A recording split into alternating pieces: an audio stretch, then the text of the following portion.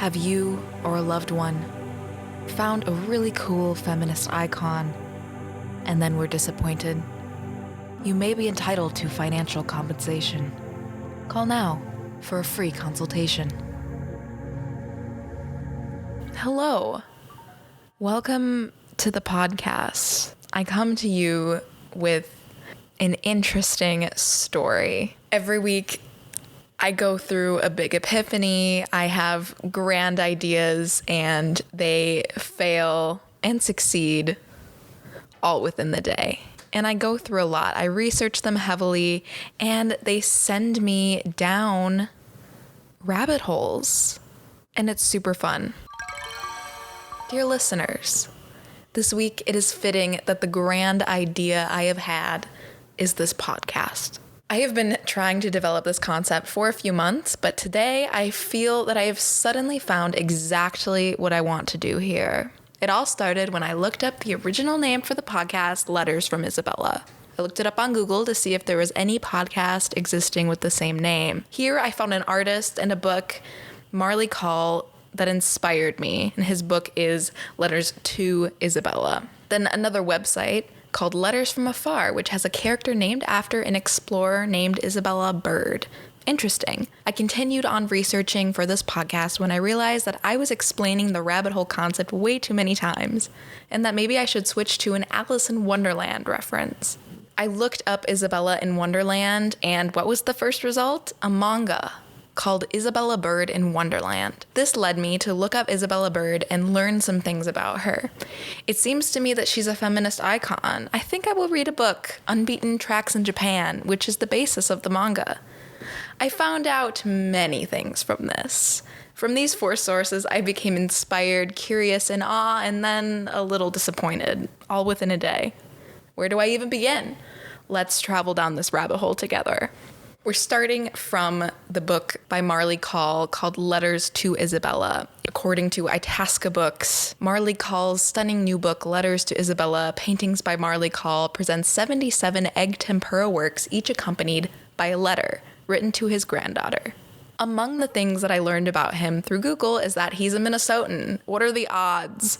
How crazy that I, a proud Minnesotan, would stumble upon him on the internet while researching this project, rather than an exhibit or through school. I looked further into his art and I absolutely fell in love. I could go on and on about how much I love his art, and I really have only seen a few pieces and haven't done nearly enough research into him, but I love his work so much. While tracking down exhibits of his work and remembering Marley Kaul, the exhibit that literally just ended, I found a few news articles about him. First, that he sadly recently passed away in August of 2021. And then I stumbled upon a 2014 article from NPR News. Here, I learned more about egg tempera and why he uses it. His style has inspired me more than any other artist in my recent journey into painting. I know I will spend the next few weeks learning everything I can about him and his work, so I'm sure I'll have more rabbit holes to go down from here. But I stopped here and I went on to the next website in the Google search, Letters from Isabella. The next result led me to Letters From Afar, which is a subscription service where a character named Isabel sends letters from all over the world. Letters From Afar was created by artist Shawnee Mills, whose travel-filled Instagram is absolutely beautiful. And the character is inspired by Isabella Bird,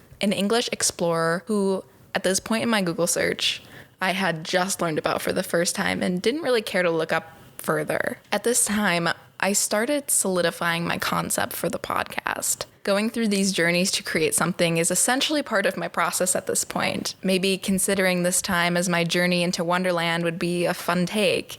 So I looked up the name Isabella in Wonderland. And where did this lead me? A manga called Isabella Bird in Wonderland. The manga is about Isabella Bird as she travels through Japan. It's inspired by Isabella's own book, Unbeaten Tracks in Japan. The book was Isabella's travel diary told from letters to her sister Henrietta as she traveled from Tokyo to Hokkaido. She was a woman in the 19th century doing things and experiencing places other women in that time could only dream of. It felt so fated to have stumbled upon such an icon, so I went to read more about Isabella Bird and her travels. I read parts of Unbeaten Track in Japan, one, and I was immediately disappointed. You can probably guess why. These criticisms are maybe obvious, but calling things and people primitive and savage, she said such horrible things about Japanese people that I even had to go back and read a sentence over 3 times to make sure I was reading things correctly. It essentially checked all of the boxes on the list of things not to say in a depiction of a culture so different from your own. Though I wasn't that shocked to find this out, as I had read that she was a missionary in her later life and felt that that would mean that she would lean into her Christianity in her writing. And she does do so heavily in this book. In a chapter about superstitions and spiritual beliefs, she concludes by saying that the superstitions have